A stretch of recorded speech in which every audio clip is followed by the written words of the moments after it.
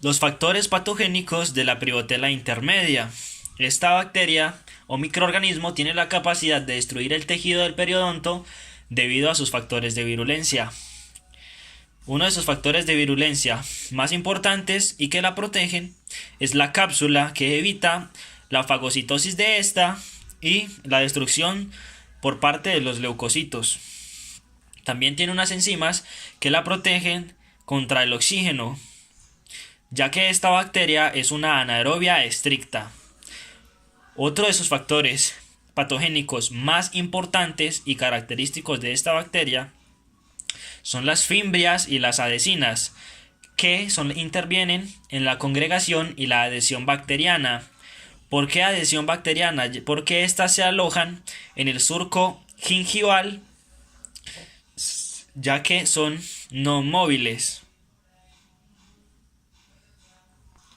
Otro de los factores patogénicos de la Privotella intermedia son dados por el indol, el amonio y el propiónico, que son los causantes de la irritación periodontal. Otros efectos patogénicos que tiene esta bacteria son los efectos inmunosupresores, que inhiben la proliferación de linfocitos B e inmunoglobulinas y participan en la destrucción del hueso alveolar, que hace parte del periodonto. Otros factores patogénicos son las proteasas, que ayudan en la degradación de proteínas y tienen una acción tóxica también de degradación de inmunoglobulinas. Acción tóxica sobre los fibroblastos, actividad fibrinolítica, estímulo de su crecimiento por hormonas esteroideas y progesterona.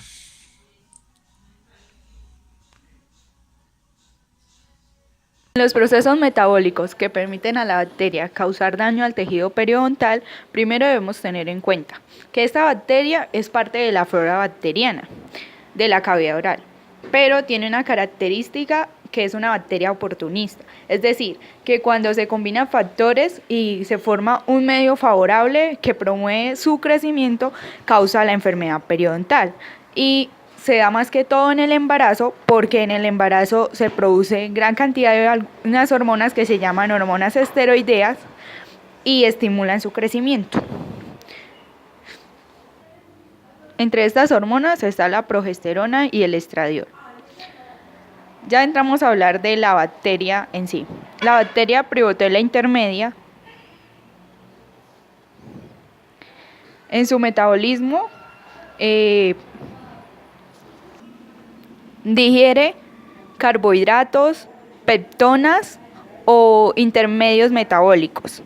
Y como productos finales se dan los ácidos, y entre ellos tenemos el ácido butírico.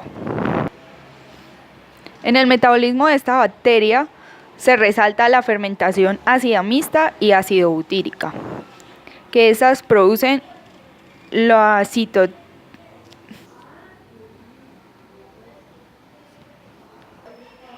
citotóxicos. Los citotóxicos, que son el producto de los procesos metabólicos, son los principales causantes de la infección o enfermedad periodontal, que se caracterizan porque forman abscesos o destrucción tisular, que es lo que se da en el ligamento, en el periodonto. En los citotóxicos más comunes que produce la Privotella está el butirato y el succinato. El butirato y el succinato están presentes como endotoxinas, que es una pequeña fracción del lipopolisacárido en la pared celular de la bacteria. Y como ya sabemos, los lipopolisacáridos son un factor patogénico de la bacteria. Entonces, ¿qué van a hacer estas endotoxinas? Crean un aspecto purulento y un aspecto de fluorescencia roja a la luz ultravioleta, que es producida por la protoporfirina en el metabolismo de esta bacteria. En los mecanismos de inmunidad innata de la cavidad oral tenemos como principal la saliva. Esta funciona como un mecanismo de inmunidad innata, ya que lava las bacterias mediante unas enzimas, sean buenas o sean malas, siendo por ejemplo la Privotella una de las bacterias naturales de la flora bacteriana, por lo tanto es buena, excepto cuando ésta se reproduce y está en grandes cantidades. Entonces, en la cavidad oral tenemos los PAMs, que son los patrones moleculares asociados a patógenos, y para virus, bacterias, hongos y parásitos. En este caso, está asociado a nuestra bacteria, la Privotella intermedia. También tenemos la mucosa.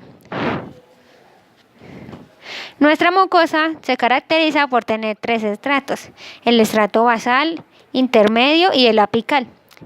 Estos estratos se caracterizan por tener unas uniones. Estas uniones impiden el paso de las bacterias. Pero no solo tenemos las uniones, que son mecanismos de adhesión, también tenemos las células que se encargan de impedir el paso de la bacteria.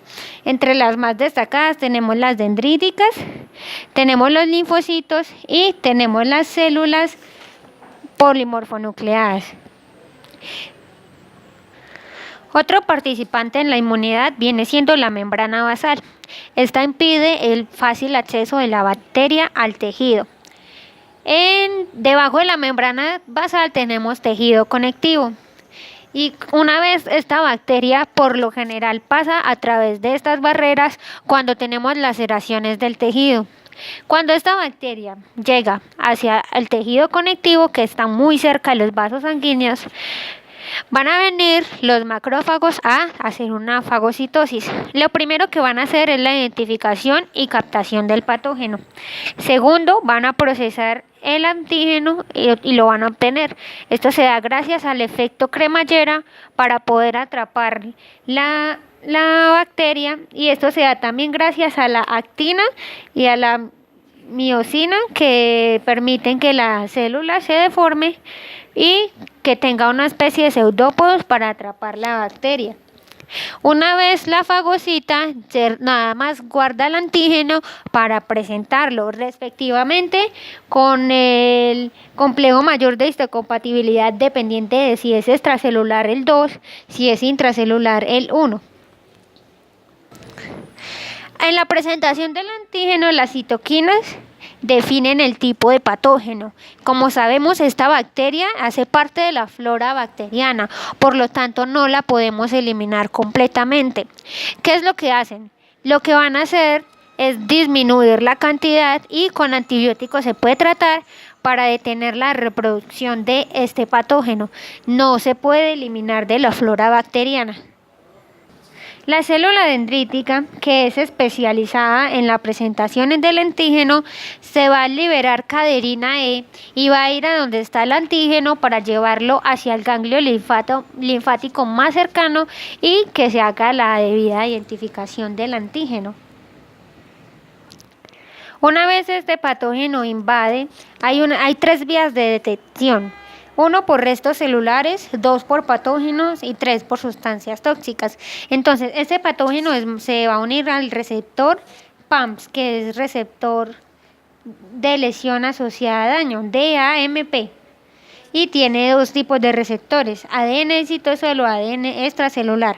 Entonces, se adhiere a los genes que producen proteínas con el factor nuclear K-beta. Y esto desencadena la inflamación. ¿Por qué? Porque una vez las bacterias se unen a las células del endotelio vascular, estas células van a empezar a liberar sustancia inflamatoria, y se va a transportar por la sangre y generando inflamación de tejidos. Ahora se hace una activación de los tejidos locales donde la bacteria está afectando. ¿Y qué sucede? Una vez se hace esta activación, hay una dilatación del endotelio vascular y se activa el sistema de complemento. Entonces, el citoplasma de la célula endotelial se comprime y genera un tumor o una tumefacción, que genera enrojecimiento, aumento de la temperatura local, mayor flujo sanguíneo y entra líquido al tejido.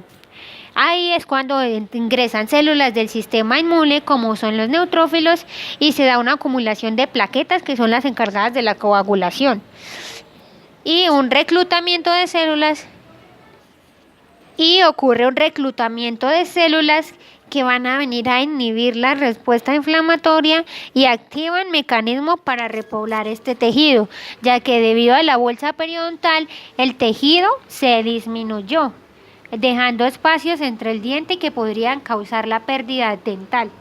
Y cuando esta encía se sana, más que todo usando, por ejemplo, los antibióticos para disminuir la reproducción de la bacteria, este se va a recuperar. Y acá no solamente hubo disminución de la encía, sino también resorción ósea.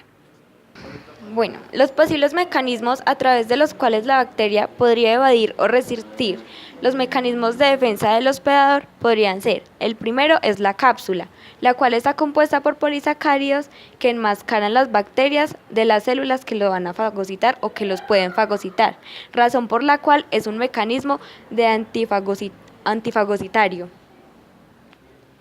Bueno, el otro serían las fimbrias, las cuales están compuestas por una proteína llamada pilina, la cual le permite a dicha bacteria adherirse fuertemente a la superficie, que le puede favorecer para que ésta se pueda agarrar fuertemente y pues también sirva como de defensa orgánica, o ya sea por falta de nutrientes o por falta de cualquier otro organismo. Bueno, el otro sería la presencia de receptores que la bacteria pueda tener. Y estas son aquellas proteínas encargadas de llevar carga negativa, las cuales se encuentran en la superficie de la bacteria y permiten adherirse a los tejidos orgánicos de cargas positivas. Esto da la posibilidad a los microorganismos de evitar las fuerzas de desplazamiento que los organismos fagocitarios les puedan dar para destruirlos. Y la otra sería la producción de adhesinas, las cuales son sustancias de naturaleza glucopéptida que les permiten a las bacterias adherirse químicamente a la fibronectina que está en el tejido. Aunque pues de alguna manera esta físicamente trata de rechazarlas, pero es muy poco probable de que lo pueda lograr. Los organismos y tejidos linfoides se dividen en órganos linfoides primarios, que son aquellos donde los linfocitos se originan y maduran a partir de las células stem. Los órganos linfoides primarios serían la médula ósea y el timo. En la médula ósea van a madurar los linfocitos B y en el timo los linfocitos B. Los órganos linfoides secundarios son el vaso y los ganglios linfáticos. Los linfocitos T y B son células responsables de la respuesta inmune específica. Los linfocitos B están especializados en la producción de inmunoglobulinas y llevan a cabo la respuesta de anticuerpos frente a un estímulo antigénico, es decir, se encargan de la respuesta humoral. Los linfocitos T desarrollan la respuesta mediada por células, es decir, la respuesta celular. En la lesión periodontal progresiva está poblado generalmente por los linfocitos B y en la estable hay una mayor proporción de linfocitos T. Se ha descrito dos grandes poblaciones de linfocitos T, los TCD4 o ayudadores y los TCD8 o citotóxicos. La presentación de antígenos endógenos sintetizados dentro de la célula activa los linfocitos CD8 generando una respuesta citotóxica que conduce a la muerte de la célula blanco, en tanto que la presentación de antígenos endógenos activa los linfocitos T ayudadores para que sinteticen citocinas. Los linfocitos T citotóxicos producen citocinas, aunque en menor cantidad que los ayudadores. La respuesta inmune mediada por células está regulada principalmente por los linfocitos Th1, los cuales cooperan en la activación de neutrófilos, las células natural killer, los linfocitos B, los linfocitos TCD8 y macrófagos.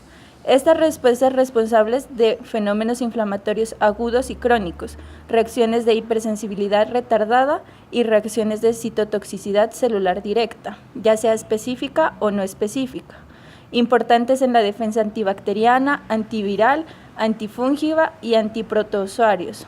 Los linfocitos Th2 favorecen la producción de anticuerpos de clase inmunoglobulina E y G por parte de las células blanco y en la maduración y regulación de funciones de los neutrófilos, mastocitos y basófilos.